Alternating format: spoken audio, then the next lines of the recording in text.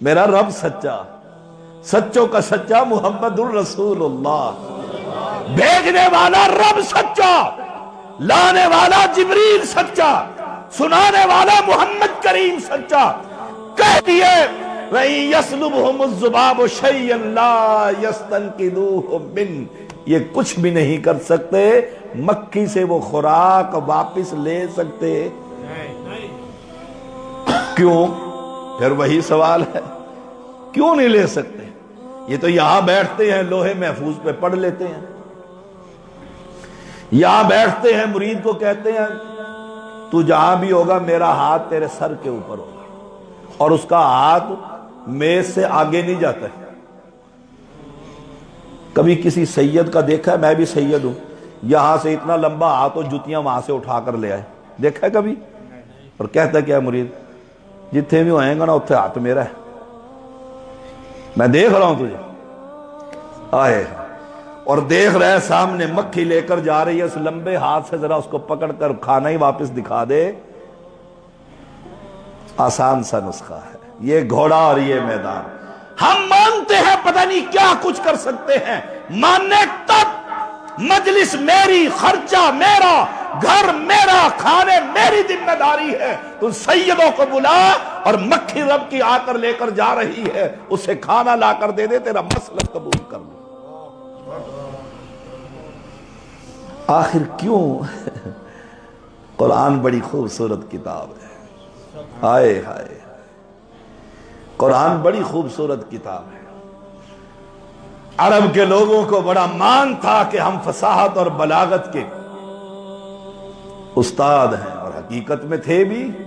اللہ نے کہا الف لام را، الف لام میم را، کاف ہا یا عین صاد۔ لوہے قرآنی جسے آپ لکھتے ہیں وہ لگے ہوتے ہیں تعویذوں کے طور پر، یا نورانی قاعدے میں غالباً تیسری تختی ہے، تیسری تختی ہے۔ اللہ نے یہ اتار کر فرمایا اوے عرب کے فصاحت اور بلاغت کے استادوں، یہ میں نے سارا قرآن انہی الفاظ سے بنایا، تم ان الفاظ کو سامنے رکھ کر کوئی ایک آیت ہی بنا دو، کوئی ایک آیت ہی بنا دو۔ یہ قرآن بڑی خوبصورت کتاب، آخر کیوں نہیں لا سکتے؟ کوئی وجہ ہونی چاہیے۔ جی میں درانتی لے کر گھاس نہیں کاٹ سکتا، کیوں؟ ہاتھ نہیں ہے، ہاتھ نہیں ہے میرا، انگلیاں نہیں ہیں، پکڑ نہیں سکتا، طریقہ نہیں آتا۔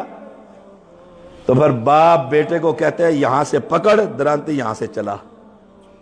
میں نے چلائی ہے، گھاس کاٹا ہے اپنی جانوروں کے لیے، سکھا دیے استاد نے، والد نے۔ یہ کھانے کیوں نہیں واپس لا سکتا؟ فرمایا اس کی وجہ یہ ہے ضعف الطالب والمطلوب، مانگنے والا بھی کمزور، دینے والا بھی کمزور۔ مانگنے والے کی حیثیت کیا ہے؟ اگر یہ سانس روک دے دھڑام سے مسجد میں گر کر رب کو پیارا ہو جاتا ہے، اتنا کمزور ہے۔ اور جس سے مانگا جا رہا ہے اس بیچارے کو تو چاروں طرف سے پکڑ کر سید بزرگ کو اٹھا کر چلتے ہیں، وہ چلنے کے قابل نہیں ہے۔ ضعف الطالب والمطلوب۔ اور دنیا کے لوگوں اب سبق سنیے گا رب کا، اور دنیا کے لوگوں رب کہہ رہا ہے میں نے تمہیں اولاد دی، صحت دی، بینائی دی، سماعت دی، بصارت دی، قوت گویائی دی، پکڑنے کی اور چلنے کی طاقت دی، تجھے نوجوان بنایا، تیرے لیے رات اور دن کو سجایا، سورج اور چاند کو لے کر آیا، رات لمبی دن چھوٹے، دن لمبے راتیں لمبی میں نے تیرے لیے کی، گرمی اور سردی تیرے لیے کی۔ وما قدر اللہ حق قدری، تو نے میری ویسے قدر نہیں کی جیسے کرنے کا حق۔ یہ رب کا شکوہ ہے۔ وما قدر اللہ حق قدری، قدر نہیں کی اللہ کی ہے ہم نے۔ ہم اس زندہ چھوڑ کر کہتے ہیں وہ سنتا ہی نہیں۔ فیصل آباد میں ایک قوالی ہو رہی تھی اور وہ سامنے ان کا پیر تھا، اور وہ قوال کہہ رہا تھا ہمارا رب تو یہ پیر ہے جو بولتا بھی ہے اور سنتا بھی ہے، ہمیں اس اندھے بہرے کی کوئی ضرورت نہیں۔ جب یہ عقیدیں اعلانیہ بیان ہو تو پھر آسمان سے برکتیں اتریں گی۔ دیکھو قوم کے ساتھ کیا سلوک ہو رہا ہے، ہر بندہ پریشان ہے۔ وما قدر اللہ حق قدری، تم نے رب کی قدر ہی کوئی نہ کی۔ رب سے مانگ کر تو دیکھ، رب کیا کہتا ہے؟ او میرے بندے، سنو حدیث قدسی، او میرے بندے، تیرے گناہ اگر زمین اور آسمان کے برابر بھی ہو جائے مجھے کوئی پرواہ نہیں۔ ہائے ہائے، کتنا پیار ہے ان بندوں سے، مجھے کوئی پرواہ نہیں جب تک تو امیدیں مجھ سے رکھے گا۔ نمبر ایک، ہماری امیدیں کس سے ہیں؟ لال شہباز قلندر کرے پرواز حالے جانے حال دلاں دے۔ ہائے ہائے، جب تک تو مجھ سے امیدیں رکھے گا، ہماری امیدوں کا مرکز انگلیوں کے پتھر، فلاح کا عقیق، امام زامن کا تعویذ۔ بے نظیر نے بھی باندھا ہوا تھا لیاقت باغ میری پنڈی کے اندر، کیا گیا ہے؟ بابا زامن کدھر گیا؟ وما قدر اللہ حق قدری، اللہ ہمیں تیری قدر کرنے کی توفیق عطا فرما۔ وما قدر اللہ حق قدری، جیسے اس کا قدر کرنے کا حق تھا کہ رب اتنا مہربان، وہ کہہ رہا ہے مجھے کوئی پرواہ نہیں، 29 شمالی کی آسمان کو نہیں تو پوری دنیا کے زمین اور آسمان کو گناہوں سے بھر لے، لیکن ایک بات یاد رکھنا، امیدیں مجھ سے ہی رکھنا۔ جتنے تو گناہ لے کر آئے گا میں اتنی ہی مغفرت لے کر آؤں گا۔ ایک گناہ نہ کرنا، وہ کون سا؟ یہی مجھے چھوڑ کر کسی کے در پہ نہ چلا جانا، میرے ساتھ کسی بابے کو کھڑا نہ کر دینا، یہ بھی جانتا ہے اور وہ بھی جانتا ہے۔ ایک عورت کہنے لگی شاہ صاحب پیر سے اور رب سے کیا پردہ، پیر اور رب کو برابر کر دیا کہ پیر اور رب سے کیا پردہ۔ اس دعوت توحید پر جماعت سادی ہو، محمد الرسول اللہ صلی اللہ علیہ وسلم نے اسی توحید پر جماعت بنائی تھی۔